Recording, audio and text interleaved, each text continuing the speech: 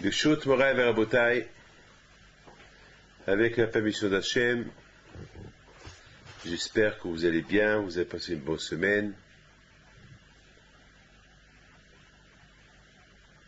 Bon, bien sûr que chaque semaine, on essaye d'expliquer un peu la paracha de la semaine, et on va essayer d'expliquer, bien sûr, non seulement on explique un peu de la paracha de la semaine, mais aussi on parle un peu de tout. Dans cette paracha de Teruma, il y a la Hachem qui demande au peuple d'Israël que chacun apporte un don pour la construction du tabernacle. Bon, bien sûr, il y a beaucoup de choses, il y a beaucoup de questions qu'on peut se poser. Par exemple, une des questions qu'on va se poser, est-ce qu'Hachem, il a besoin de nos dons? Pour qu'on construise une maison d'Hachem, Kajbaruch il n'a pas besoin de nous, Kajbaruch il aurait pu simplement dire, de toute façon, le tabernacle, c'est pas pour nous, c'est pas pour lui, c'est pour nous. C'est pour nous. Alors, Kajbaruch quelque part, il devait nous donner un ordre, apporter. C'est pas le fait qu'il demande un don, c'est pas faisable. Vous imaginez un roi qui fait la charité, qui demande des dons. Au contraire, un roi, il s'impose. Il dit, donnez-moi et faites. Un roi, il s'impose. Où on a vu, vous savez, regardez, par exemple, les Champs-Élysées, par exemple, l'Élysée, où il habite le président. Ben, c'est avec notre argent que tous les frais de l'Élysée, c'est avec nos taxes, avec nos impôts que on paye tout. La Maison Blanche, c'est pareil. Il va pas nous demander des dons, c'est un prélèvement, c'est une obligation. C'est une obligation. Les Havdil, vous imaginez Hachem qui demande, s'il vous plaît, donnez-moi un don. Quand il fait le mondial, donnez-moi. Et chacun selon ses moyens, chacun selon son cœur. Mais c'est quoi ça? Mais Hachem, il n'a pas besoin de tout cela quand je vois de toute façon, tout est à lui. Est-ce qu'il y a quelque chose qui appartient pas à Hachem? Un Neshama, un Gouf Parolar, notre corps, notre âme, le Hashamaim, Shamim Hashem, le ciel, et la terre aussi appartient à Kadosh Baruch Hu, tout appartient à Kadosh Baruch Hu, c'est du Baal Habayit, c'est le propriétaire, je comprends pas. Kadosh Baruch Hu, on dirait qu'il est en train de nous demander, s'il vous plaît, cela ne vous dérange pas, Allah, donnez-moi quelque chose, donnez-moi de quoi vivre. C'est quoi? C'est comme s'il nous demandait, donnez-moi de quoi construire ma maison. Il n'a pas besoin Hachem, tout ça. Kadosh Baruch Hu, c'est le Baal Habayit, c'est le propriétaire. Pourquoi pour Shabbat? Il nous demande, s'il vous plaît, il s'impose. Dans la Torah, El Mishpatim, il s'impose, il faut faire. Et celui qui ne fait pas, boum, il sera puni. On n'a jamais entendu que Hachem, il demande jamais. Vous savez, la Torah, c'est une obligation, la Torah. C'est écrit dans la Torah qu'il y a beaucoup de mitzvot que si on ne les fait pas, on est condamné. Il y a karet, il y a mita, il y a des condamnations à mort que Dieu préserve, il y a plein de choses qui arrivent. Hein. Il faut pas, ne prenez pas les choses à la rigolade. Hein. Vous savez, ce matin, on a étudié un peu la paracha de... Cette semaine, on a étudié un peu le Ben Ish Chai, on a aussi étudié un peu le Zohar, et c'est écrit dans le Zohar, par exemple, que par exemple, combien il faut faire attention pour ne pas revenir en réincarnation. Parce que vous savez, lorsqu'on faute, malheureusement, on retourne dans ce monde-là pour réparer ce qu'on a fauté dans la première vie.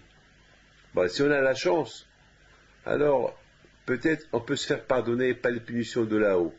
Mais sinon, on retourne dans ce monde-là, c'est la réincarnation. Et c'est pas facile, la réincarnation. Parce que, parfois, au lieu de réparer ce qu'on doit réparer, on est venu pour réparer quelque chose, au lieu de réparer, on va plutôt faire encore d'autres fautes, et après c'est grave. C'est comme par exemple si quelqu'un qui est déjà en prison, et qui fait des fautes graves en prison. C'est encore plus grave.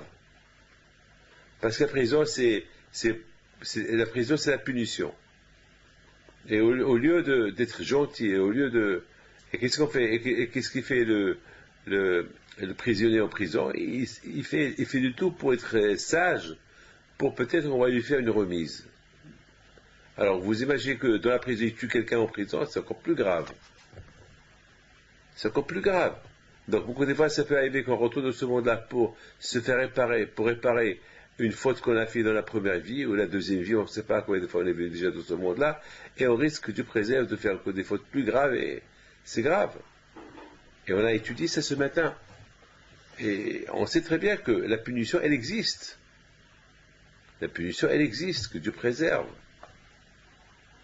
Alors, on voit que la punition est liée à cause qu'on ne fait pas des mitzvot. Donc la Torah, elle exige. Il faut faire Shabbat, il faut respecter le mikvé, il faut mettre des tefilines, il faut manger du kasher, il faut faire cela. Et Hachem l'exige. Donc, je ne comprends pas. D'un côté, Hachem, il exige de nous des choses, et si on ne les fait pas, il y a une punition à faire. Et de l'autre côté, qu'est-ce qu'on voit? On voit qu'Akadosh Baruch Hu, lorsqu'il s'agit de nous demander de construire le tabernacle qui est quelque part, qui est pour nous, qui est pour notre bien, Akadosh Baruch Hu, il demande, s'il vous plaît, si ça ne vous dérange pas, faites-moi un petit service, Vikroli Teruma, chacun selon son cœur, chacun selon sa bonté, un peu d'or, un peu d'argent. Attends, mais c'est Hachem, tout ce qu'on a, il vient d'Akadosh Baruch Hu. Pourquoi Hachem ne demande pas un ordre? Il faut faire. Il faut une obligation. Dites-nous, apportez obligation. Là, on voit qu'Hachem, non, il est sage. Mes amis, on va laisser cette question de côté. On va essayer un peu d'expliquer certaines choses qui sont un peu très importantes pour nous, pour pouvoir, si Dieu veut, comprendre beaucoup de choses dans la Torah. Parce que chaque semaine, chaque mercredi soir, on se réunit autour de ce petit écran pour expliquer un peu les choses de la semaine, les choses de la Torah. Et beaucoup des fois, on aborde un peu des sujets, beaucoup des fois, on parle un peu, je vous raconte quelques histoires de la semaine. Et on va essayer un peu d'expliquer un peu certaines choses. Vous savez que être juif, c'est une obligation. Si on est juif, c'est une obligation quand même de respecter la Torah. Il faut savoir une chose, que la Torah, c'est notre identité. La Torah, c'est notre identité. Il faut savoir que, c'est vrai, on est juif, mais on ne peut pas être simplement juif sans respecter les mitzvot. Il faut quelque chose quand même. Bon, pour ceux qui ne savent pas, ils ne savent pas. Mais pour ceux qui savent, ils savent. C'est important. C'est une identité. Alors, je voudrais vous raconter vraiment une petite histoire. Une petite histoire, c'est une super histoire. Lorsque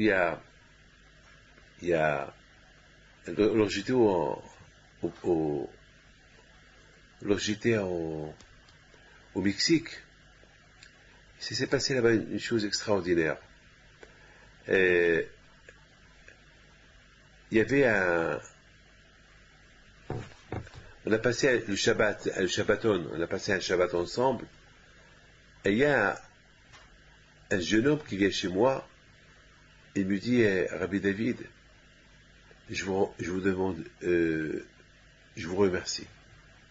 Je vous demande une bracha, et je veux aussi vous dire merci.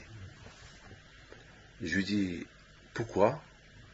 Il me dit, parce que il y a 4 ou 5 ans, vous voyez, mes parents, ils ne sont pas religieux du tout, et j'ai découvert la Torah, et j'ai commencé à respecter la Torah, mais en cachette. Parce que mes parents, ils étaient loin. Et grâce à Dieu, mes parents, une fois, ils ont découvert ce que je faisais en cachette. Ils m'ont dit, mais pourquoi tu fais ça en cachette? Mais pourquoi tu ne fais pas publiquement?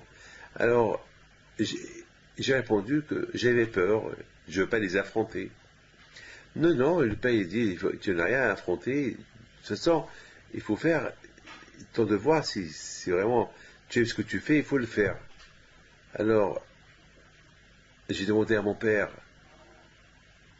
est-ce que papa, ça ne te dérange pas que je vais à la yeshiva? Là, son père, il était un peu Elle n'était pas d'accord. Elle dit non, la yeshiva, je suis pas d'accord. Je peux te laisser manger cachère, je peux te laisser ne pas allumer la lumière Shabbat et ne pas voir la télé, etc. Mais tu me demandes quelque chose que je peux pas. Parce que si tu vas à la yeshiva, comment je vais suivre? Après, tu vas nous rendre religieux. On peut pas.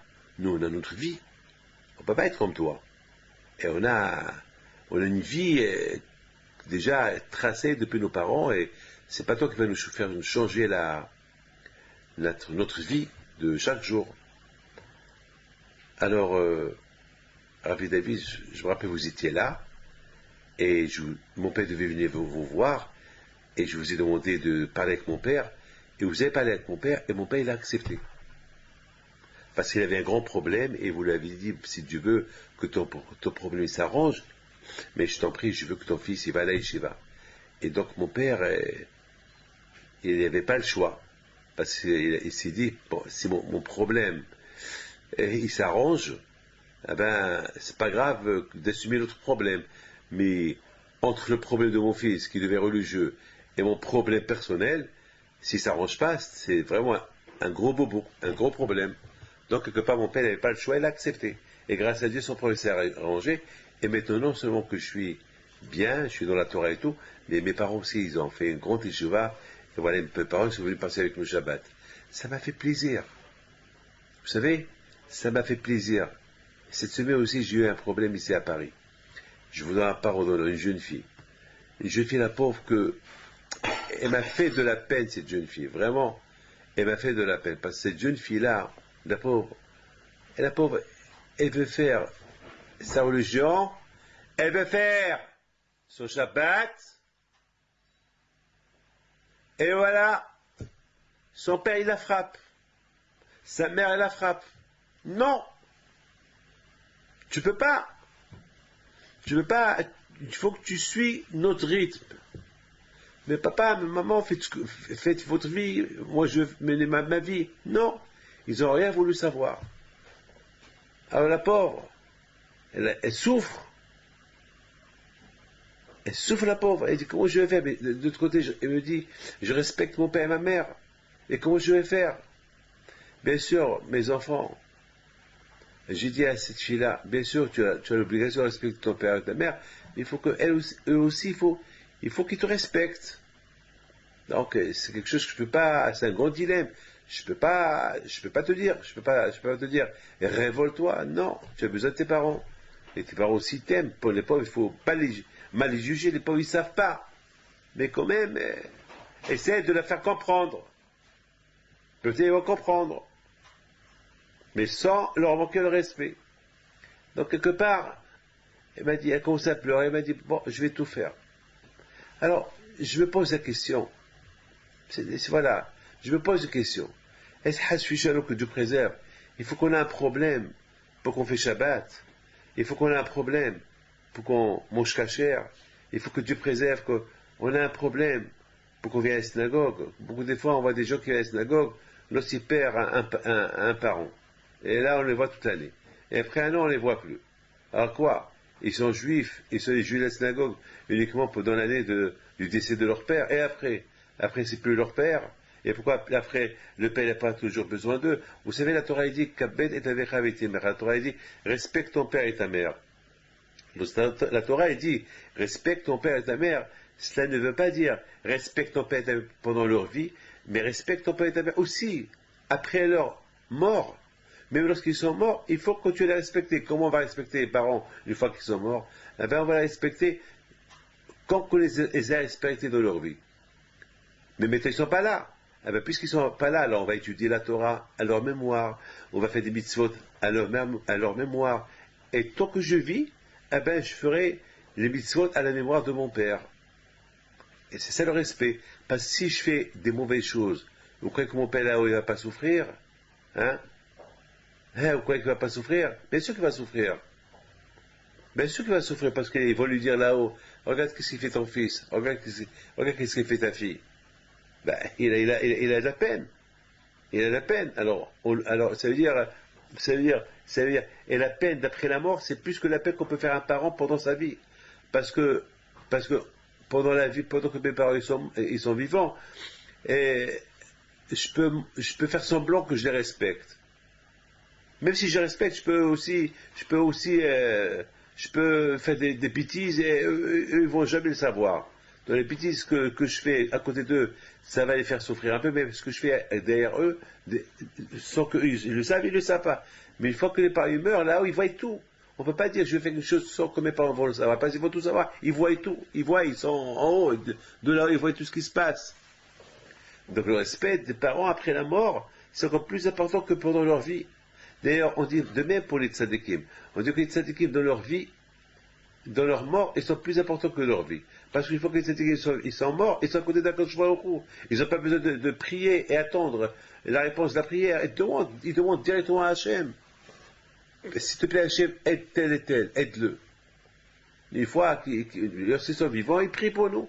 Mais on ne sait pas, est-ce que la prière va monter ou pas. Donc, à Potaï, il faut savoir une chose, que la semaine dernière, par exemple, on a lu la paracha de Yitro. La paracha de Yitro, c'est la paracha de Matan Torah. D'accord? Alors, Matan Torah, et la paracha de la semaine dernière, c'était quoi? La paracha des lois, Ele Mishpatim. Et la paracha de cette semaine, c'est Vezot Ateroma, c'est la construction du tabernacle. On sait très bien qu'il y a un ordre, dans la vie, il y a un ordre. Vous savez c'est quoi l'ordre? Par exemple, vous savez, lorsqu'on arrange lorsque la maman, elle arrange une armoire, elle mélange pas tout.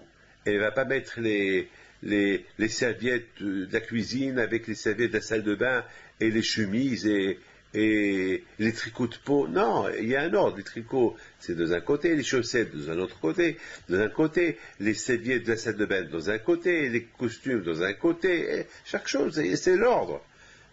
Vous savez que le salon, on ne va pas mettre le salon à la cuisine, on ne va pas mettre la cuisine au salon. Il y a l'ordre, il y a un ordre. Par exemple, quelqu'un qui se lève le matin, il ne va pas se lever le matin, après, il va sortir dehors, il va s'habiller dehors. Non. Il se lève, il s'habille à la maison, après il sort. Quelqu'un qui veut faire du jogging le matin, il ne va pas prendre une bonne douche, après il va sortir faire du jogging et aller travailler. Non, après il va transpirer. Il se lève, il fait du jogging, il court, après il se lave. Il y a ce qu'on appelle un ordre. Lorsqu'on vient à la synagogue, on sait qu'on doit mettre le talit, après on met tefillin, après on fait la prière. On ne va pas mettre tefillin après le talit, ou bien on va faire la prière, après on met tefillin. Non, il y a l'ordre. Vous savez très bien que, de même, lorsque par exemple on veut cuisiner, on met de l'eau, on chauffe l'eau, après on met les légumes. Mais vous imaginez qu'on met les légumes, on allume le gaz, après on met de l'eau. Mais c'est trop tard. Entre-temps, les légumes vont brûler. J'aime pas cuisiner comme eux, je sais faire la cuisine. Donc à Botaï, c'est comme ça, il y a l'ordre. Alors là, la Torah, elle devait écrire un ordre. C'est quoi l'ordre? C'est-à-dire, la Torah, Hachem nous a donné la Torah, et après, Hachem, il va dire à Moshe Rabbeinu, viens, je te donne la Torah. Et après, la Torah, elle va nous parler que les Juifs, ils ont fait le veau d'or. Et à cause du veau d'or que les Juifs, ils ont fait, Hachem leur a dit, bon, maintenant que vous avez fait le veau d'or, j'ai besoin d'avoir une maison avec vous. Avant que vous ayez fait le veau d'or, je n'avais pas besoin d'une maison, parce que j'aurais pu résider en vous sans le Beth Amikdash, sans le tabernacle. Mais maintenant, il faut que j'ai une présence avec vous. Une présence, un endroit que chaque fois que vous le voyez, vous allez sentir que je suis avec vous. Il faut quelque chose, c'est comme par exemple, c'est comme un arbitre. Vous savez que les Havdil, lorsqu'il y a un match de football, il y a un arbitre. Lorsqu'il y a un match de tennis, il y a un arbitre qui est là, qui surveille, qui gagne, qui perd, et s'il y a un pilantise, il y a un arbitre. Donc le Beth Amikdash, ça va être l'arbitre. Alors quand je vois il dit à Israël, maintenant que vous avez fait le veau d'or, donc il faut construire un Beth Amikdash. Comme ça, ma présence, elle sera avec vous. Voilà. Mais maintenant, je ne comprends pas. Pourquoi la Torah, elle a pas été en ordre. La Torah, elle parle que les Bnei Israël, ils ont reçu la Torah. Après la Torah, elle parle que Moshe Rabbeinu, il est monté au ciel. Après la Torah, elle parle que Hachem, il donne la Torah à Moshe Rabbeinu. Et après la Torah, elle parle de la construction du Mishkan, et après la Torah, elle parle du Hegel. C'est un mélange total. Il n'y a pas d'ordre. C'est vrai que dans la Torah, il n'y a pas d'ordre. Dans la Torah, beaucoup de fois, la Torah, elle ne fait pas attention. Elle peut dire quelque chose, après, elle dit autre chose, après, elle retourne sur ce qu'elle disait avant. Mais quand même, là, c'est important, là. Là, c'est très important. Là, il devait y avoir un ordre. Un ordre dans l'histoire. Et c'est quoi l'ordre de l'histoire? La Torah, l'ordre de l'histoire, Yitro, il a fait une Séouda. Tout le monde a mangé la Séouda. Matan Torah, le don de la Torah. Moshe qui monte au ciel recevra la Torah. Les Juifs, ils n'attendent pas, il faut le veau d'or.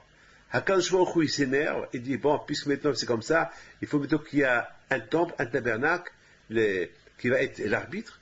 Et après, Moshe, il va commencer à enseigner la Torah au béni Israël. Ça, c'est l'ordre. Mais si on lit la Torah, pendant ces 3 parachiotes, il y a un désordre total, lequel on nous parle de la Séouda de Yitro, le don de la Torah, Matan Torah, et après, c'est écrit, voici la Torah. Et après la Torah, il nous parle, Moshe est monté au mont Sinaï, et après la Torah, il nous parle, la construction du Mishkan, et c'est après que la Torah, elle parle, le veau d'or. Si les Juifs, ils n'auraient pas fait le veau d'or, on n'avait pas besoin du Mishkan, du tabernacle. Et là, la Torah, elle parle du tabernacle avant que la Torah nous parle du veau d'or. Donc c'est un désordre total. Dans la Torah, l'histoire, elle n'est pas en ordre. Elle n'est pas en ordre, l'histoire. Et c'est ça, mes amis, ce qu'on va essayer de comprendre. Donc maintenant, on a cette question, et dans la première question qu'on a posée tout à l'heure, pourquoi Hachem, il nous a demandé, s'il vous plaît, donnez-moi des dons pour construire le tabernacle. Pourquoi Hachem n'a pas exigé? Vous êtes des fautifs.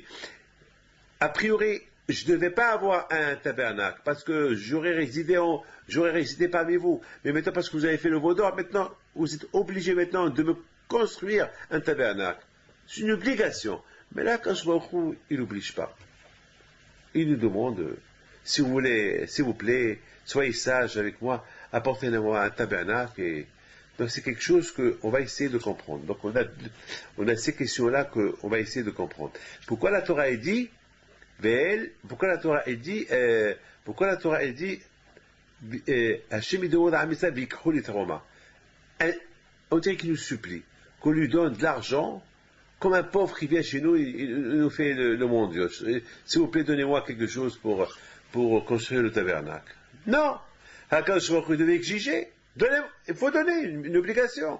Comme c'est une obligation de porter tefillin, comme c'est une obligation de de respecter Shabbat. Alors là aussi, c'est une obligation.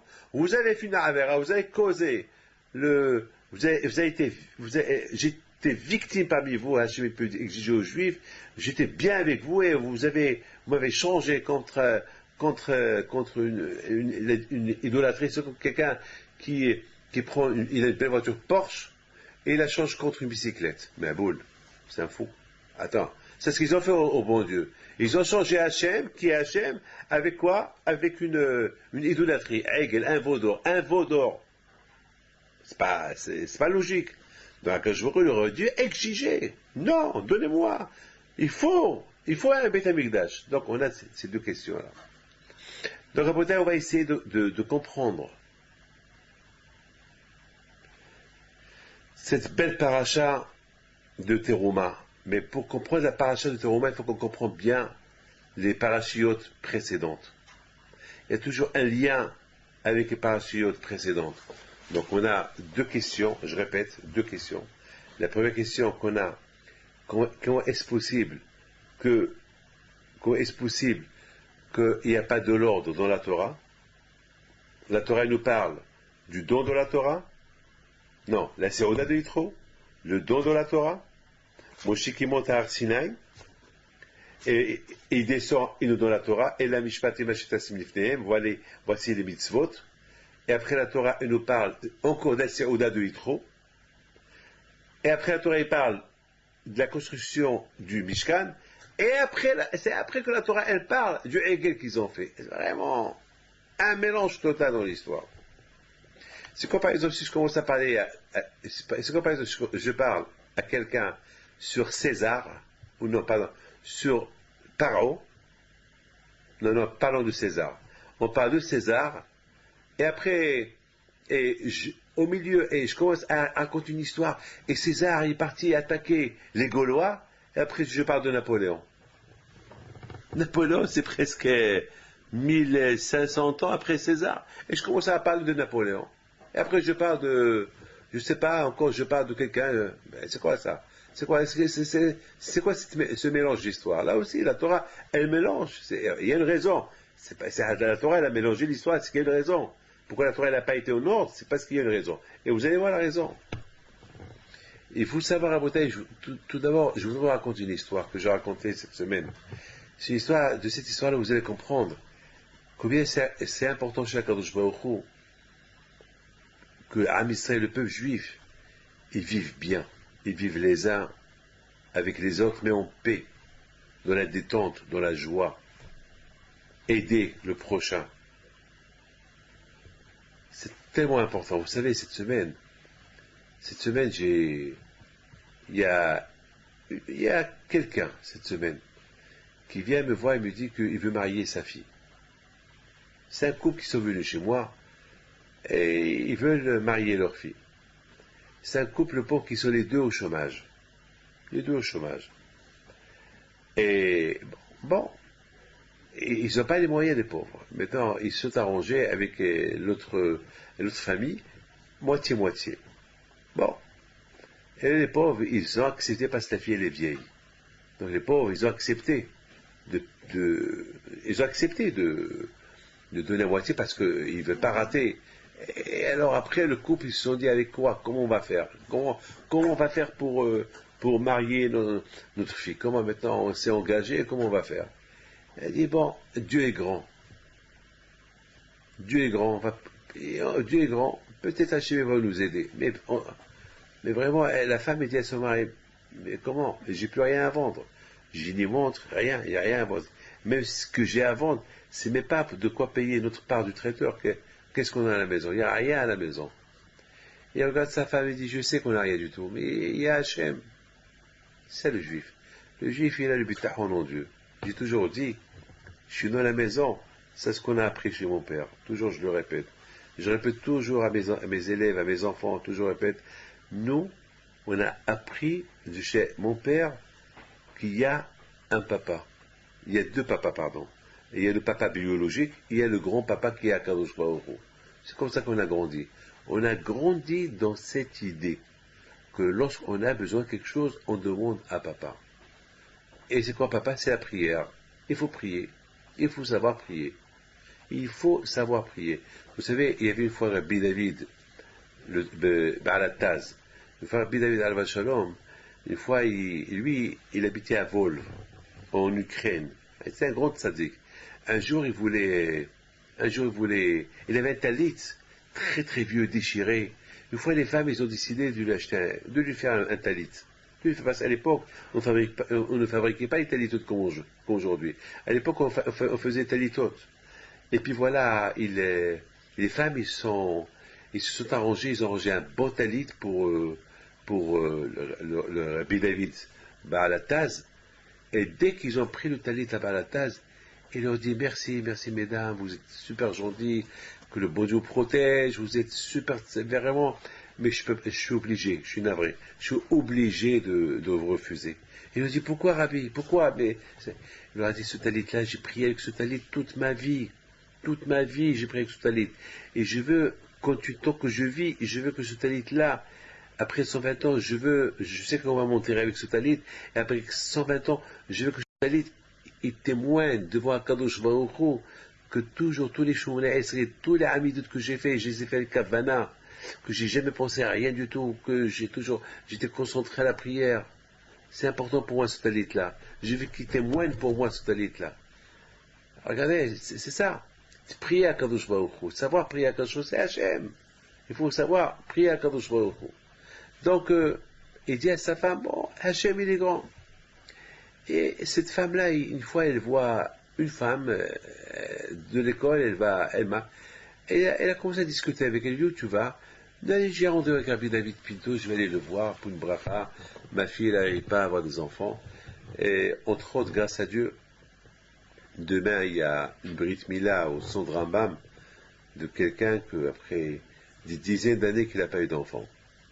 Et Baruch Hashem, c'est la prière. Après des dizaines d'années que c'était pas possible qu'il pouvait avoir des enfants, et je leur ai dit, il faut prier Hachem, vous allez voir. Et ils ont commencé à changer un peu leur tactique, ils ont commencé à mettre à prier un peu mieux, et quand je leur a donné un enfant, demain c'est la Brit Mila, Baruch Hashem. Donc cette femme-là, elle entend ça, elle dit, ah, alors, bon, on va aller, ça ne vous dérange pas que je vais avec vous, moi aussi je demande une bracha, ma fille elle doit se marier, elle n'a pas dit qu'elle n'a pas d'argent, elle est venue, elle est venue. Il faut voir à Botaï, lorsqu'elle est venue, elle est rentrée chez moi, elle a parlé d'une façon, je vous donne un parole d'honneur, elle a parlé d'une façon déterminée que Hachem, il allait lui donner. Alors c'est moi qui ai commencé un peu à lui poser des questions. Mais comment voulez-vous que le bon Dieu vous donne cette somme d'argent pour payer votre mariage? Elle dit, a priori, je ne vois pas, je ne sais pas. Mais Hachem, il est grand, je ne sais pas, j'ai aucune idée. Hachem, il doit avoir beaucoup des façons pour me donner ça. Quand je vais au trou, et c'est lui qui tient le monde entier. Et je lui pose encore des questions pour voir jusqu'à où sa émouna, elle est grande vis-à-vis de Akadosh Baruch Hu. Et finalement, à la fin, j'ai vu que cette femme-là, elle me dit, nous, on attend jusqu'à une minute. Bon, si on n'a pas, alors peut-être ils ne sont pas du mazal. Ah, peut-être Hachem n'a pas voulu il ne veut pas nous donner l'argent, parce que peut-être ma fille, c'est pas du mazal ce garçon-là. Hachem, ta fille, elle est vieille. Comment alors, et si elle se marie pas maintenant, avec qui elle va se marier? Et même si elle doit se marier avec un autre, et toujours vous aurez le problème d'argent. Ah ben, elle me dit, eh ben oui, tant qu'on n'a pas l'argent, si on n'a pas l'argent, c'est que Hachem, il ne veut pas qu'elle se marie. Et voilà. Et la façon comment elle parlait, m'a parlé, j'ai vu cette femme, comment elle parle, quelle émouna elle a en Akadosh Baruch Hu, comment elle parle de cette émouna-là. Alors, je dis à cette femme, c'est quoi le mariage? Elle me dit, c'est dans une semaine et demie. Et je commence à réfléchir. Je dis, bon, ma fille, n'aie pas peur. N'aie pas peur. Continue à prier, Hachem va t'aider. N'aie pas peur. 100% Hachem va t'aider. Bon, après, j'ai pris l'initiative de voir comment l'aider. J'ai vu cette émouna qu'elle a. Finalement, j'ai dit que cette émouna qu'elle a, cette femme, avec le fait déjà qu'elle sort, elle rencontre quelqu'un qui vient me voir, elle aussi, elle vient, elle ouvre, elle ne me demande pas d'argent. Hein. Je ne dois pas, elle ne m'a rien demandé. Simplement, elle voulait voir pour son problème. Eh ben, tout de suite, je me suis dit, eh ben, Hakadosh Baruch Hu, il lui a fait dans sa tête, par rapport à la prière qu'elle a priée, et par rapport à la prière que son mari, il a prié, Hakadosh Baruch Hu, tout de suite, il a trouvé le remède. Va sur Rabbi David. C'est tout. C'est-à-dire, vous voyez, Hakadosh Baruch Hu, il trouvait les solutions à tout le monde. Il aurait pu l'envoyer, il aurait pu faire la même histoire qu'elle voit chez un autre. Bon, elle est venue chez moi. Mais bien sûr, si Dieu veut, avec l'aide d'Hachem, sa fille, elle va se marier. Parce que je vais l'aider, si Dieu veut. Elle va se marier, elle ne sait pas, bien sûr, ce que je suis en train de vous dire là, elle n'est pas au courant. Parce que je sais qu'elle ne voit pas ça, elle est très pauvre, les pauvres, ils n'ont même pas un ordinateur, ils n'ont même pas de téléphone. Donc, et de toute façon, je vous ai pas dit qui est, ni rien du tout. Donc, vous ne savez pas de qui je parle. Mais pour vous dire, regardez comment, moi, j'ai compris une chose, que le fait qu'il est venu me raconter cette histoire, sa vie, son problème, je me suis senti responsable. J'ai ressenti que je suis responsable de cette fille-là, de sa fille qui doit se marier. Hachem m'a donné, vous savez quoi? Akadosh Baruch Hu, c'est le bon Dieu. Akadosh Baruch Hu, il donne du travail à chacun. Il ne peut pas tout faire lui. Akadosh Baruch Hu, il est là-haut, il donne le travail à chacun. Ben, il m'a donné ce travail, comme que le travail qu'il m'a donné, que je reçois les gens, le travail qu'il m'a donné, que je voyage le monde entier, les quatre coins du monde pour apporter la Torah aux gens, eh ben, Hachem m'a envoyé cette femme-là. C'est tout. Donc, vous voyez, Rabotaï, combien c'est important chez Akadosh Baruch Hu l'amour du prochain. Cette fille-là, c'est comme ma fille. Beaucoup de fois, on va dépenser pour nos filles, pour nos enfants, des grosses sommes. Pour les autres, c'est pas notre problème. Et pourquoi? Un homme, il doit il doit sentir le problème de l'autre comme son problème. Et c'est ça la paracha de Elea Mishpatim. Dans toute la paracha de Elea Mishpatim, la Torah, elle parle combien un homme, il doit venir aux besoins de l'autre. Une femme veuve, il faut l'aider. Un orphelin, qu'il faut l'aider. Si par exemple tu blesses quelqu'un, il faut le payer, il faut l'aider. Tu fais du mal à quelqu'un, il faut payer le mal que tu lui as fait. C'est pas la Torah, c'est important la Torah. Combien l'homme il doit arriver à sentir non seulement son besoin à lui, mais il faut qu'il arrive à sentir le besoin de l'autre. Et si l'homme il ne comprend pas le besoin de l'autre, c'est grave, très très grave. Il faut savoir une chose, que la Torah Hachem, il veut nous apprendre combien c'est tellement important pour lui lorsqu'on se sent responsable des autres. Parce qu'Akadosh Baruch Hu, il est là-haut, il me donne, Baruch Hashem, il me donne l'argent. Mais Akadosh Baruch Hu, c'est pas pour mes beaux yeux il m'a donné l'argent. C'est pas pour mes beaux yeux il m'a donné l'intelligence pour comprendre la Torah. Non. C'est pas ça qu'il veut que je diffuse la Torah. C'est pas ça qu'Akadosh Baruch Hu, il veut aussi que j'aide les autres. C'est comme ça. C'est pas possible. C'est pas possible que, c'est ça. Les gens, de toute façon, après 120 ans, ne prennent rien du tout avec nous. Et c'est dommage, tout reste là. Pourquoi tu n'as pas profité de ta vie? Vous savez qu'est-ce que la Gemara a dit? La Gemara a dit, il y a des gens qui sont fous, qui se privent de manger, ils se privent de tout, et gardez. Les gens qui veulent garder. Et que les gens ils veulent se priver de tout. Pourquoi tu te prives? Profite de la vie. Profite de l'argent que le bon Dieu t'a donné. Mange, bien sûr. Je dis pas, va au casino, va dans les endroits que c'est péché d'aller. Mais au moins, profite de l'argent. Profite, mange, achète-toi des vêtements et achète-toi. Il y a beaucoup de gens qui mangent rien. Toute la journée, travail. Total, pourquoi? Pour garder l'argent. Et alors, tu les gardes. Pour quelle raison tu les gardes? Pourquoi tu les gardes? Rabotaï, c'est très important de savoir que celui qui ne profite pas de la vie, et de le cacher, ben c'est un fou. C'est un fou. Pourquoi après 120 ans, c'est les enfants qui vont tout hériter, et alors quoi? Ils vont s'acheter des Porsche, des Mercedes, des voitures, et alors, on a gagné quoi? Eux, ils profitent, nous, on a fait ni tzedaka, ni rien pour qu'on laisse tout à nos enfants, et les enfants, et ils s'éclatent. Pourquoi? Aussi, ils travaillent. Qu'est-ce que moi, mon père m'a laissé? Rien du tout. Qu'est-ce qui me manque? Rien du tout. Mon père, pendant sa vie, il avait de l'argent, il les a utilisés, il a fait la tzedaka, il a gâté ma mère, il nous a gâté, Baruch Hashem, il nous a laissé quoi? La bracha. Et grâce à Dieu, nous, après, on a réussi grâce à Dieu. Qu'est-ce qui nous manque? Rien du tout, Baruch Hashem. Qu'est-ce qui nous manque? On a tout grâce à Dieu.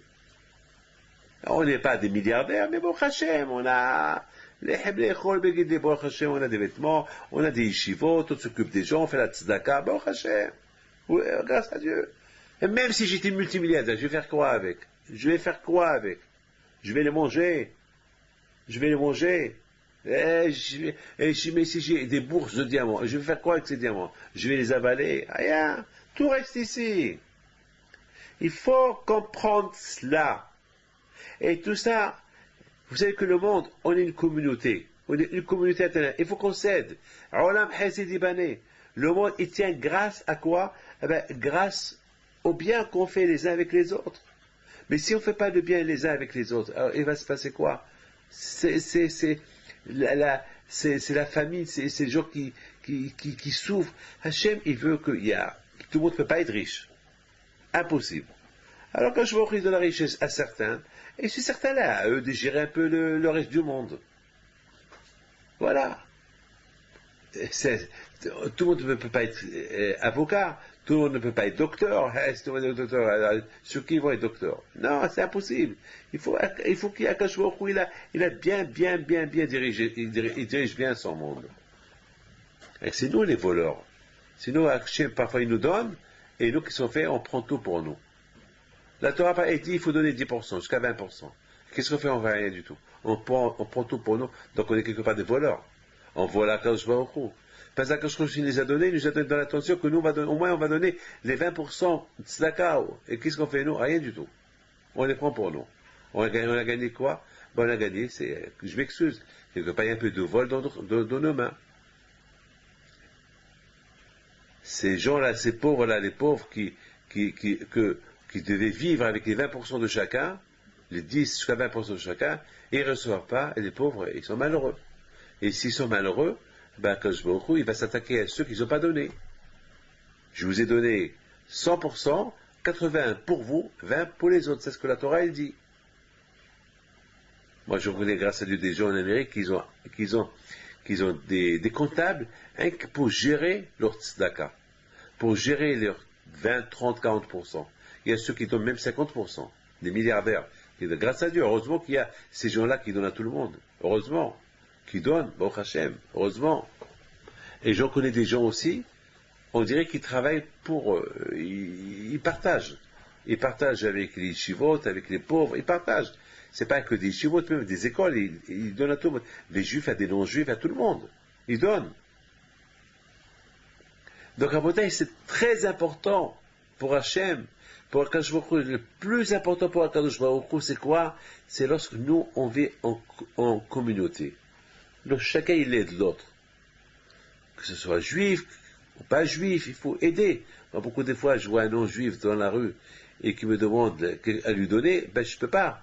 Je peux pas lui dire, j'ai pas. Il faut que j'essaye de lui trouver, même s'il faut que je cherche pour lui donner. C'est une mitzvah. Ça, j'ai appris ça de mon père. Mon père, une fois, il m'a dit, David, fais attention. La tzedaka, c'est pas que pour les juifs. La tzedaka, c'est pour les juifs et les non-juifs. Tout le monde. Tu trouves quelqu'un qui est dans la détresse, il faut l'aider. 13, 9, et ça, mon grand-père avait Hippido Alav Shalom. Pourquoi même les Arabes, il l'adorait. Même les Arabes au Maroc, il l'adoraient. Pourquoi? Parce qu'Alav Shalom, il les aidait. Il leur donnait. C'est pas aux Juifs. Ils ont vu qu'il était saint, sadique. C'est pas aux Juifs à qui il donnait. Il donnait même aux non-Juifs, à tous ceux qui étaient dans le besoin, il leur donnait. D'ailleurs, il y a une histoire. Rabbi Hippido, mon grand-père, avec le gouverneur des Sawera, qui était marocain, et qu'il y avait un problème, donc il a été arrêté, il était en prison, et Rabbi Hippido Alav Shalom, il est parti chez sa femme, la femme du gouverneur d'Essaouira. C'est une histoire qui date il y a plusieurs dizaines d'années, enfin peut-être une centaine d'années, un peu plus que 100 ans. C'est une belle histoire. Et Rabbi Hippido Alav Shalom, pendant le mois ou les 2 mois qu'il était en prison, il apportait lui-même le manger et l'argent à la femme du gouverneur, et en plus il payait tous les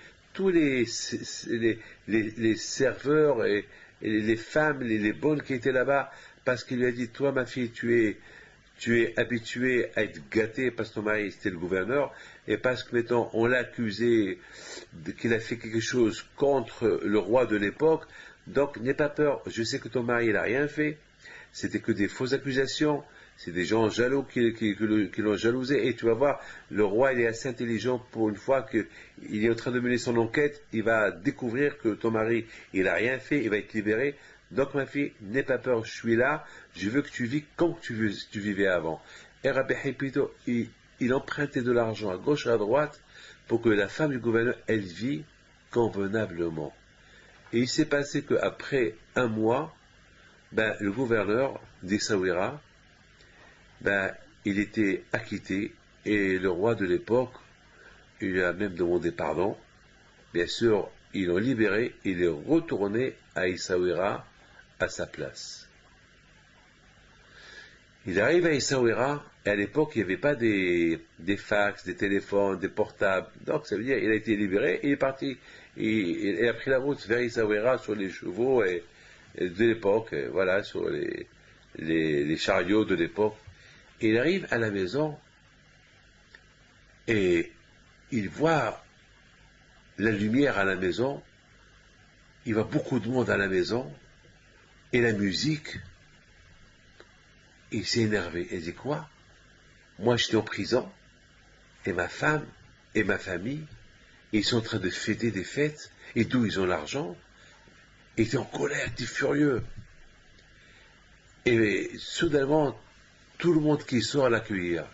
Et lui était furieux. Et quoi? Qu'est-ce qui se passe? Ils lui ont dit, Votre Excellence, ne t'énerve pas. C'est Rabbi Haïm Pinto qui est venu chez nous hier. Il nous a dit que tu allais être libre, que le roi allait te libérer, et que c'est lui qui nous a apporté l'argent, et c'est lui qui nous a dit de faire une fête, et de préparer la fête, et pour t'accueillir dans cette joie-là. C'est pas nous, c'est Rabbi Haïm Pinto. Avant, Rabbi Haïm Pinto lui-même, eh bien oui, pendant tout le mois que tu n'étais pas là, il nous apportait de l'argent, et pendant tout le mois, il nous disait que dans un mois, tu allais être libéré. Et chaque jour, il venait nous consoler, il nous envoyait de l'argent. Dès qu'il a entendu ça, il a dit Rabbi Haïm Pinto, il a rencontré Rabbi Haïm Pinto, ils se sont embrassés, il a dit merci beaucoup. Il a dit merci beaucoup. Alors Rabbi Haïm Pinto lui a dit, c'est notre devoir. La reconnaissance que nous avons vis-à-vis de toi, que les Juifs ils sont là, que tu les accueilles bien et tu t'occupes d'eux, c'est normal que nous aussi, on te fait pareil. Et en plus, c'est tout à fait normal que quelqu'un qui est dans la détresse, peu n'importe qui il est, il faut venir à son aide. Et surtout, vous. Voilà, Rabotai.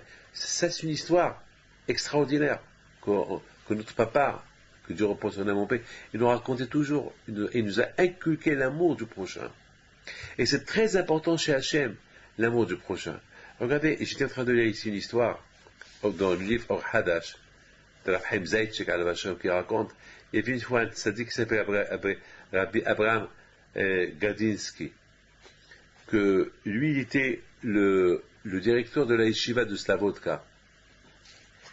Et malheureusement, il avait perdu sa femme. Et il était le pauvre dans la détresse, il pleurait, il était pas bien. Il devait s'occuper de ses enfants. Et un jour, il y a un de ses élèves, il s'appelle Rabbi Abraham, et voilà, il vient, il tape à la porte, il va vers son maître, et il lui dit, Rabbi Abraham, j'ai été libéré de l'armée. À l'époque, l'armée de russe, c'était pas facile d'être, vraiment, c'était un miracle d'être libéré de l'armée russe. Vraiment, c'était un miracle. Et Rabbi Abraham, il voit son élève, il voit son élève qui a été libéré, il va vers lui, il l'embrasse, il le prend dans ses bras, il l'embrasse, il était content avec lui, il dit super, je suis content. Et Rabbi Abraham, il lui dit, eh ben, au moins, avec tout le chagrin que j'ai eu de perdre ma femme, eh ben, au moins tu m'as rempli mon cœur de joie. Ben, maître, lorsque j'ai lu cette histoire-là, je suis commencé à réfléchir. Ce monsieur-là se rappelle, il perd sa femme. Il pleure sa femme. Il s'occupe de ses enfants. Et regardez la joie qu'il a. La joie qu'il a maintenant, que quelque part cette joie-là, il lui a fait un peu oublier le chagrin de sa femme. C'est le fait que son élève, il est plus dans une armée où il n'y a ni caché, ni manger caché, ni rien du tout. Regardez l'amour du prochain. L'amour du prochain. Souvent à Bretagne, beaucoup de fois, on entend des gens qui font des cours de Torah. Il y avait une fois quelqu'un, beaucoup de fois, il y avait quelqu'un, beaucoup de fois, il avait des problèmes avec sa femme. Et lorsque sa femme, elle est morte, je me rappelle, il pleurait, il disait des belles phrases. Il a dit, tu me manques, tu t'es tzadéké, tu t'es super, et tu t'es ça, et jamais je me manquerai rien du tout. Alors, quelque part après, je l'ai appelé, j'ai dit, dommage toutes ces belles phrases que tu as dit, c'est dommage que tu ne l'as pas dit lorsqu'elle était vivante, c'est dommage. Maintenant qu'elle est morte, est-ce qu'elle t'entend ce que tu lui dis maintenant? Est-ce que tu lui fais plaisir avec ces paroles que tu lui dis?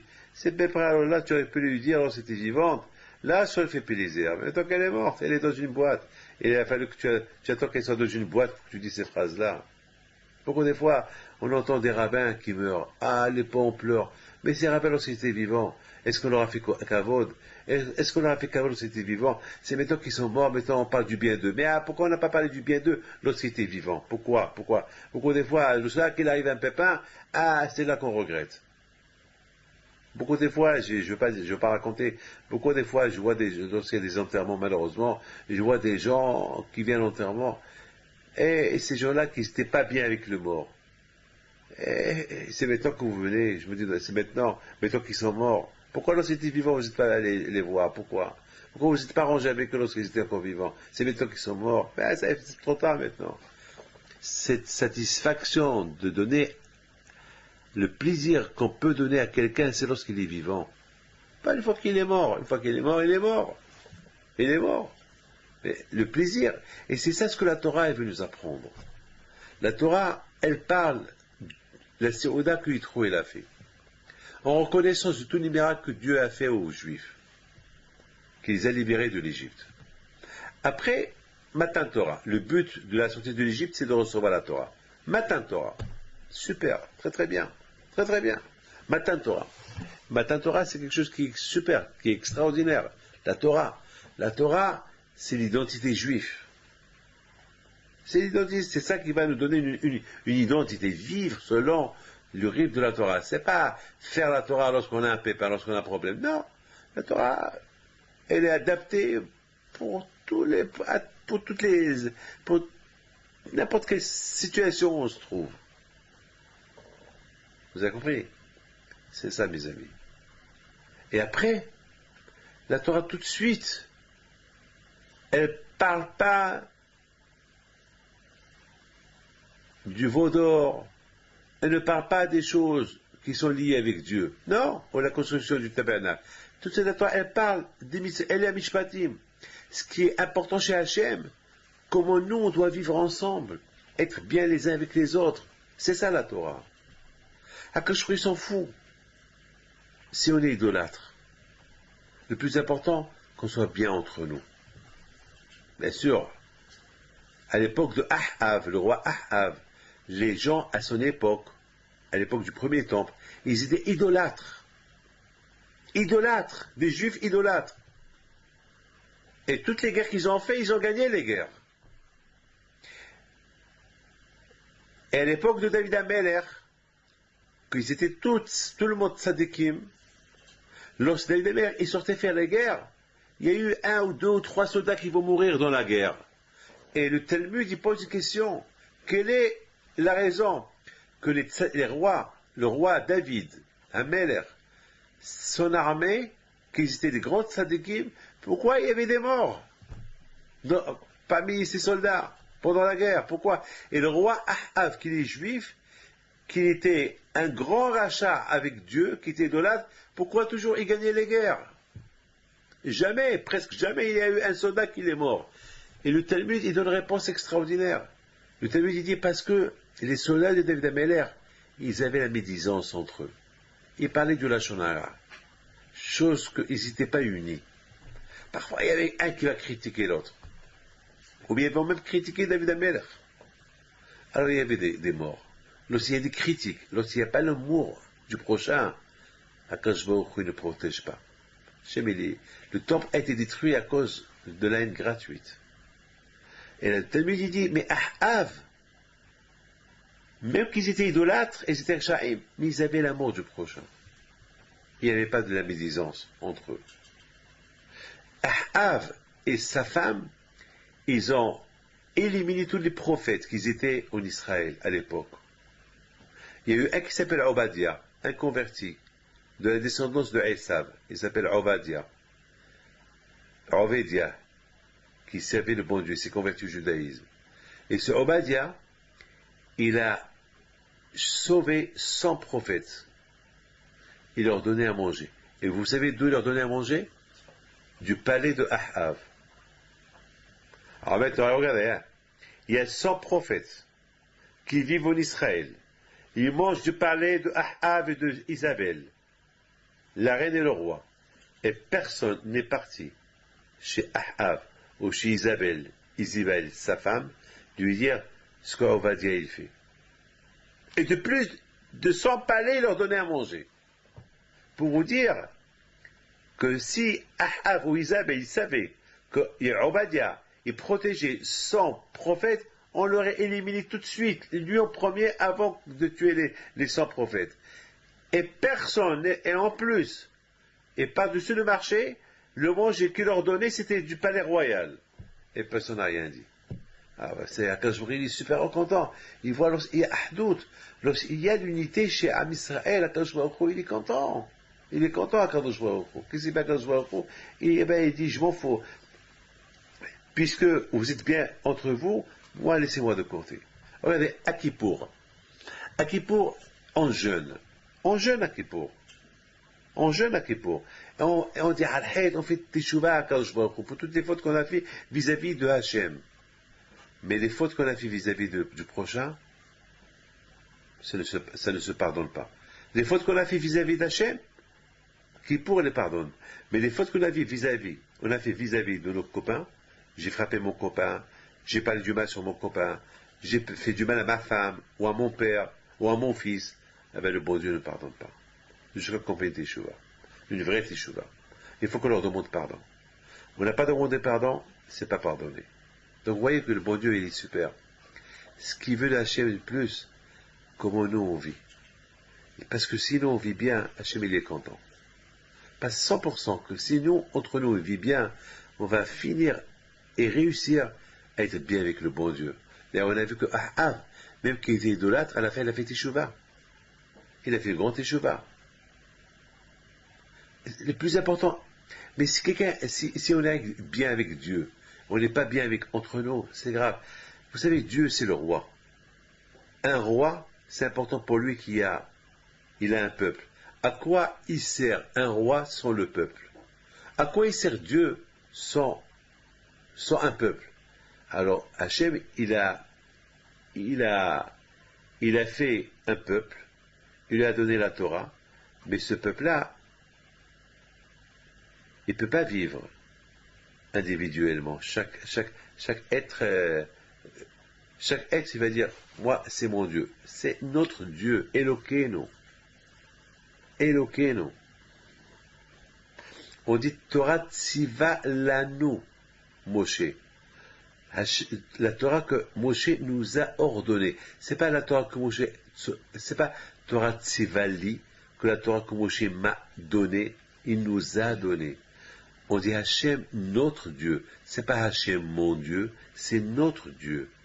Et pour qu'il soit notre Dieu, il faut que nous, on soit unis. Et si on n'est pas unis, si on est désunis, dans Akash Baruch Hu, il n'est pas content. Ces désunions, elles déforment le royaume d'Hachem. Un roi, imaginez-vous, par exemple, je prends l'exemple, par exemple, ici en France, il y a un président. Le président, c'est le président de la République française.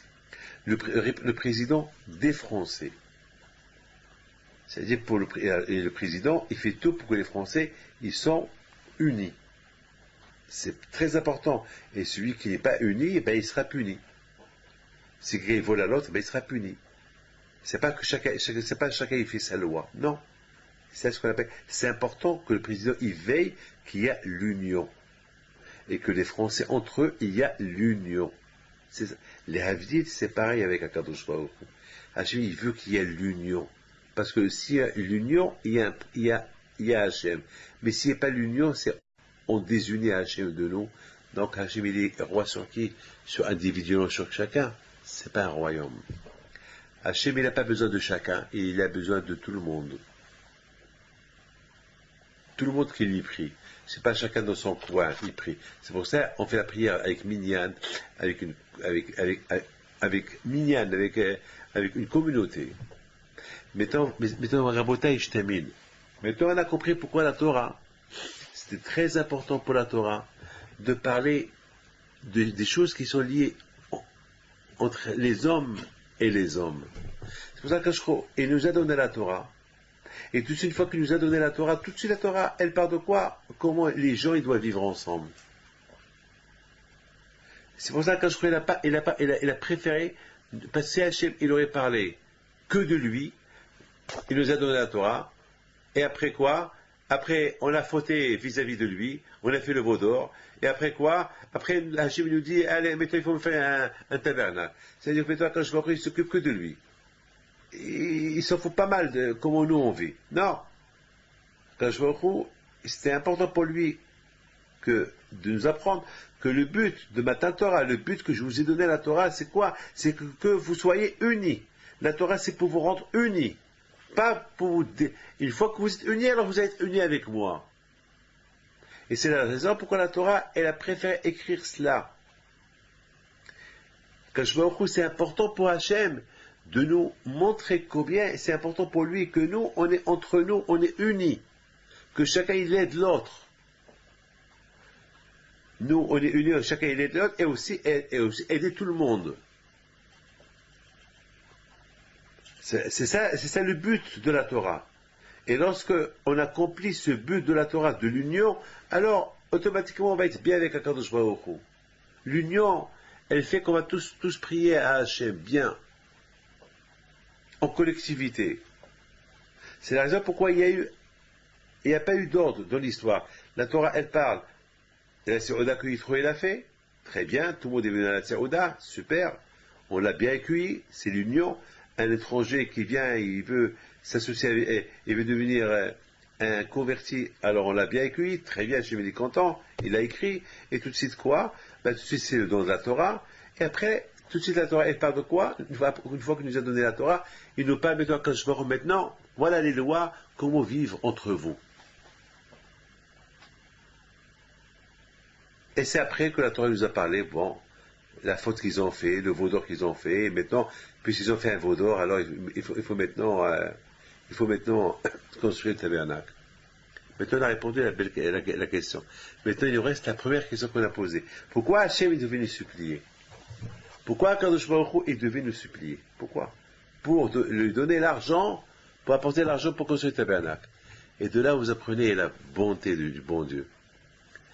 Lorsque Hachem il nous donne des lois, comment s'aider les uns avec les autres, comment Akadosh Baruch Hu, il nous oblige, il exige de nous, faites du bien, ne faites pas du mal à une orpheline, à un orphelin, ne faites pas du mal à une femme veuve. Faites attention à la pauvre, cette femme veuve que son mari c'était sa couronne, c'était son roi. Maintenant la pauvre elle a perdu son mari, elle est veuve, elle est seule. Ces orphelins à l'époque, ils avaient un papa, une maman, maintenant ils sont seuls. Faites attention, vous leur faites du mal.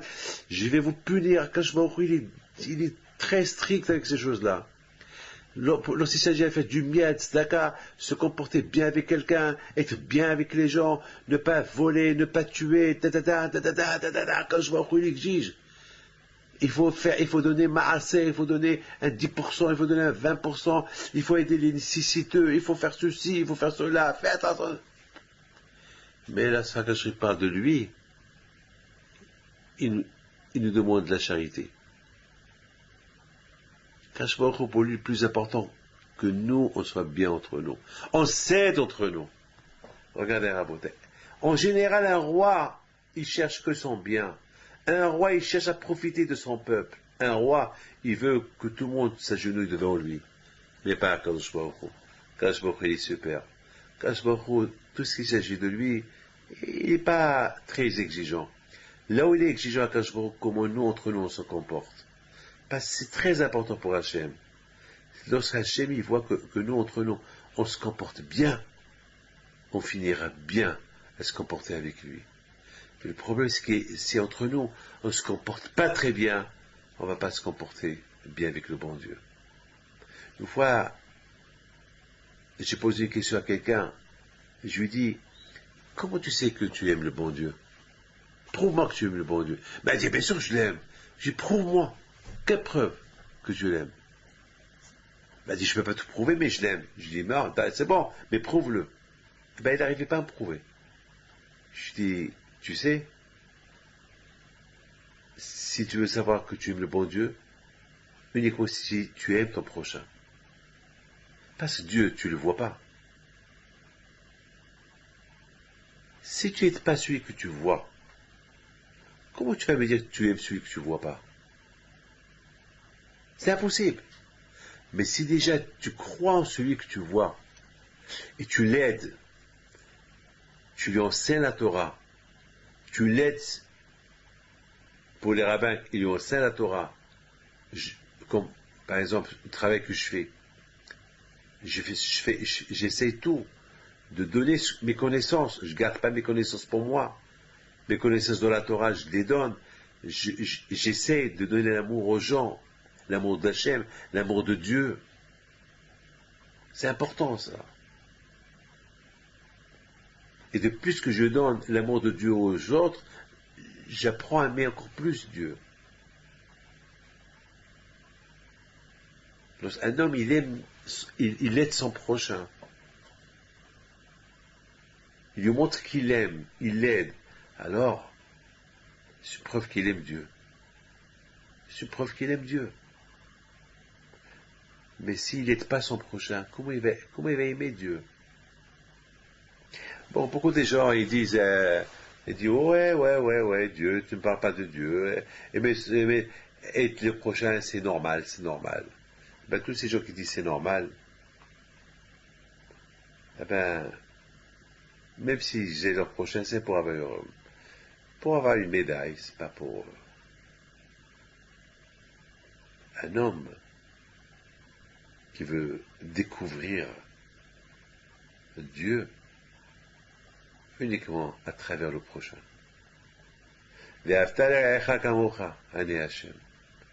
Chaque créature, elle représente quelque chose. Même les animaux, on n'a pas le droit de les faire souffrir. La plus forte raison à l'être humain. Et la plus forte raison de Dieu, vous voyez qu'il ne souffre pas Dieu. Lorsqu'on ne l'écoute pas,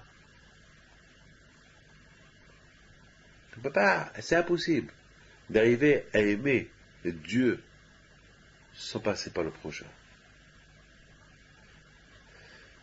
Mes amis, je vous raconte une histoire, je termine. Maintenant, on a compris pourquoi la Torah, Hachem, il nous demande, il ne nous oblige pas à de l'argent pour construire le tabernacle. Quand je crois, il préfère exiger de nous des choses, mais aussi comment se comporter avec les autres. Et pour moi, pour Hachem, pour ma maison, donnez-moi ce que vous voulez. De toute façon, même si vous ne me donnez pas beaucoup, je peux m'arranger. Mais s'il s'agit de l'autre, donne, aide. Il y avait une fois un juif qui s'appelle M. Margolis. Il avait un grand problème. Non, pardon, je m'excuse. Il y avait une fois un monsieur qui avait un grand problème. Il va chez le Rav. Et le Rav lui dit, tu vas aller chez M. Margolis. C'est une histoire qui s'est passée en Russie, en Pologne. Il y a avant la Première Guerre mondiale. Le Rav lui dit, tu sais quoi, le seul qui peut t'aider, c'est M. Margolis. Lui, il peut t'aider.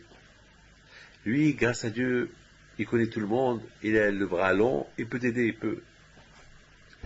Il va chez lui. Mais il voit M. Margolis qui sortait de la maison pour voyager, pour aller à une foire internationale de l'époque. Et il dit, j'ai un grand problème, vraiment, je ne peux pas t'aider là, parce que là, je voyage. Je ne peux pas rater la foire. C'est avec ça que je vis toute l'année. Il dit, mais tu sais, c'est le Rav qui m'a dit de venir chez toi. Il lui a dit, n'aie pas peur, je vais pour une semaine, après une semaine, je retourne et je t'aide. Promis, je t'aide. Il dit, bon, d'accord, bon, je vais t'attendre. Le pauvre, il retourne à la maison, il était tout malheureux avec le problème qui le gênait, ce problème qu'il avait, il ne savait pas quoi faire. Le pauvre, il attendait avec impatience que la semaine elle passe. Une semaine est passée, il va chez M. Margolis. Dès que M. Margolis le voit, il lui dit, je t'ai pas oublié, j'ai déjà commencé à m'occuper de toi aujourd'hui. Si Dieu veut dans une heure, 2 heures, je t'arrange l'affaire. Apporte-moi tel et tel papier, je t'arrange l'affaire. Après quelques heures, l'affaire était réglée. Et le monsieur pouvait soupirer. C'est bien. Grâce à Dieu. Merci, M. Margolis, ça concerne le renseignement. C'est normal. C'est tout à fait normal. N'aie pas peur. Baruch Hashem, tu peux aller. Quelque temps plus tard, ce monsieur, il est mort. Monsieur Margolis, il est mort. Mais avant qu'il est mort, son rabbin lui a dit, je t'en prie, après un mois, je ne veux pas te déranger pendant le mois, je veux que tu viennes chez moi dans le rêve et dis-moi ce qui se passe là-haut. Est-ce que tu as été bien reçu? Est-ce que tu es à Gan Eden? Tu es au paradis? Je sais que tu es un tzaddik. Je sais que tu as fait beaucoup de bien dans ta vie. Et surtout, tu étais mon bras droit. Et avec moi, on n'a fait que des mitzvot. On a servi le bon Dieu, toi et moi. Alors, je t'en prie, viens me voir. Après un mois dans le rêve, dis-moi ce qui se passe. Un mois plus tard, M. Margoulis, il vient chez le Rav dans le rêve. Il me dit, Rabbi, il venait avec bien habillé, avec un beau visage, super beau. Ah! Il lui dit, Rabbi, bon, Hachem, grâce à Dieu, je suis bien placé. Ça fait 3 semaines que je suis bien placé, avec les tzadikim. Je peux même pas te raconter ce qui se passe ici. Si c'est le monde des plaisirs, grâce à Dieu. Vraiment, celui qui étudie la Torah, celui qui fait mitzvot, ici, c'est la maison éternelle. C'est là vraiment, la vraie maison. Ici, il n'y a pas d'argent, ici, il n'y a pas de femme, ici, il n'y a pas de copains, ici, il n'y a pas de manger, ici, il n'y a pas de lit, il n'y a rien du tout. Ici, il y a un plaisir. On ne peut pas imaginer le plaisir qu'on a. Comme il dit le Pirkei Avot.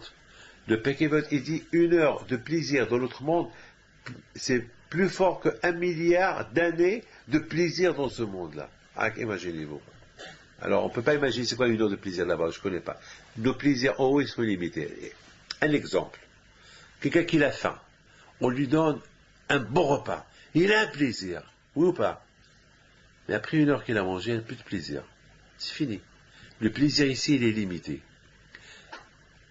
Tu deviens millionnaire, milliardaire, tu gagnes 1 milliard de dollars au loto, 10 000 milliards, et après, le plaisir, c'est l'heure que tu gagnes, et après, c'est fini.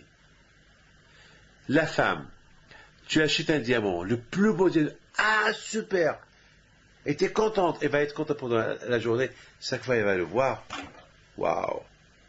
Voilà, regardez un diamant comme ça, elle va le voir, et après 2-3 jours, c'est fini. Le plaisir, il s'en va. Un homme, il se marie. Il a une belle femme. Il se marie. Et après, ça y est. Les plaisirs, ils sont limités. Mais là-haut, le plaisir, il est illimité. C'est pour ça, 1 heure là-haut, c'est plus que tous les milliards d'années que tu peux vivre dans les plaisirs. Parce que les plaisirs ici sont toujours limités. Là-haut, il n'y a pas de limite. Alors, le Rav, il dit à son élève, bon, mais toi, tu es bien placé. Il dit, Rabbi, il faut que je te raconte une chose. Lorsqu'on m'a jugé, tout s'est bien passé. Et après, on a classé toutes les mitzvot que j'ai fait. Et puis, ils ont classé que la plus grande mitzvah que j'ai fait, c'est lorsque j'ai aidé un juif, là, il avait un problème, et pendant 1 semaine, il m'attendait, après je suis venu, j'ai tenu ma parole, et je lui ai arrangé son problème. Ça, c'est une mitzvah qu'on m'a classée, et j'ai créé un malach, un ange super, qu'il a été créé par cette mitzvah-là. Maintenant, le jugement est terminé. Maintenant, je dois rentrer à Gan Eden.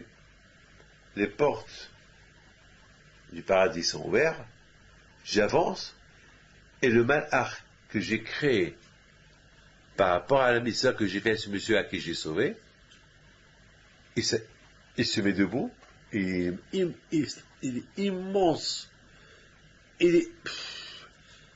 Sa dimension, je ne peux même pas la décrire.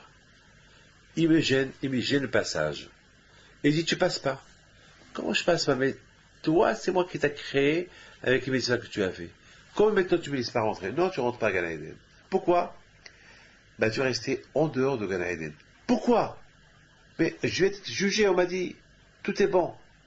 Non, mais ce juif-là que tu as laissé attendre 1 semaine, tu aurais pu l'aider quand même.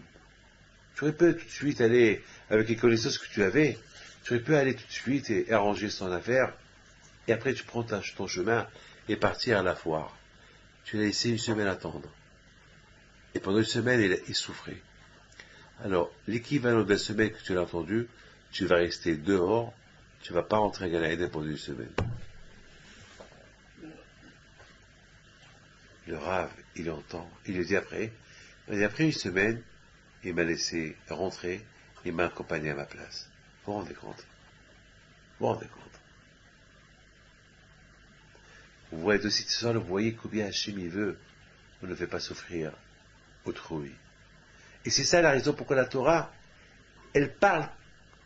Après le don de la Torah, d'ailleurs même dans Matan Torah, il y a les 10 commandements. Et dans les 10 commandements, il y a là-bas des commandements qui sont en rapport avec le prochain. Ne tue pas, ne vole pas, ne monte pas, ne sois pas respecte ton père et ta mère, ne sois pas un mauvais témoin. C'est des choses, Hachem, au lieu qu'il nous parle de lui, il nous parle des autres. Au lieu qu'il nous parle respectez-moi, il nous parle, il faut respecter les autres. Ben c'est ça, mes amis. C'est pour ça que la Torah, elle a pas écrit les histoires en place, en règle. Elle parle du don de la Torah, elle parle les lois qu'il nous a données, qui sont vis-à-vis de l'homme, et après la Torah, elle parle de Nadav et Abihu qu'ils ont mangé, et ils n'ont pas fait attention comment ils ont mangé, ils ont commencé un peu à regarder la Shekhina, l'auréole, chose qu'il ne fallait pas faire, mais malgré tout, quand je ne les a pas punis. Pourquoi? Parce que n'a pas voulu casser l'ambiance de la joie. Tout le monde est content, Hachem n'a pas voulu casser l'ambiance. Parce que c'est très important à Kadosh Baruch Hu que les Juifs ils se prennent en main, comme aimer les uns les autres. Et c'est après que la Torah, elle parle du Mishkan, et après la Torah, elle parle d'Hachem. Après la Kadosh parle de lui. Ce qu'on lui a fait, maintenant, puisqu'on lui a fait ça, il faut maintenant construire le tabernacle. Et même ça, au lieu que la Torah, elle parle du vaudor qu'on a fait après la Torah, elle parle du tabernacle, non. La Torah, elle parle du tabernacle qu'il faut faire, après la Torah, elle parle du... Parce que la Kadosh, il veut pas... Kadosh Baruch Hu, il préfère donner que des bonnes nouvelles. Voilà mes enfants. Et même lorsqu'il demande pour lui, il demande que peu, pas beaucoup. Mais lorsqu'il demande à faire la charité avec les autres, il demande de donner beaucoup. Mes enfants, je vous souhaite, Shavuot, je voudrais vous annoncer que je suis grand-père, ma fille elle a un garçon, et la Brit Mila, si Dieu veut, c'est cette semaine. Alors que le bon Dieu vous protège, et vous donne à vous tous la santé, la joie, la prospérité, si Dieu veut. N'oubliez pas, avec le dehors que chacun de vous il doit appeler tout le monde pour les associer à voir chaque mercredi soir ce cours de Torah qui est le cours que je propose à vous tous de le voir. Que le bon Dieu vous protège. Une bonne semaine. Shavuot.